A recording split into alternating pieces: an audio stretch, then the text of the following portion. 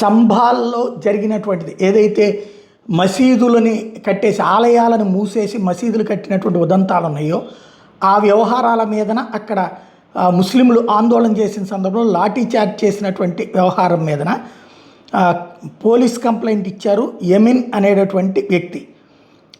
అక్కడ ఉన్నటువంటి వైలెన్స్కి సంబంధించి వ్యవహారం మీదన కంప్లైంట్ ఇచ్చాడు ఆ యమిన్ అనేటటువంటి వ్యక్తితో పాటు వాళ్ళ నాన్న.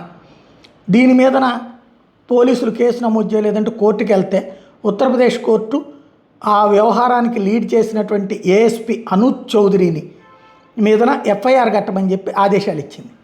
అయితే ఈ విషయం తెలియగానే ఏఎస్పీగా అడిషనల్ ఎస్పీగా ఉన్నటువంటి అనూజ్ చౌదరిని ఇప్పుడు ప్రమోట్ చేసి సంబాల్ ఎస్పీ కింద అపాయింట్ చేసింది యోగి ఆదిత్యనాథ్ సర్కార్.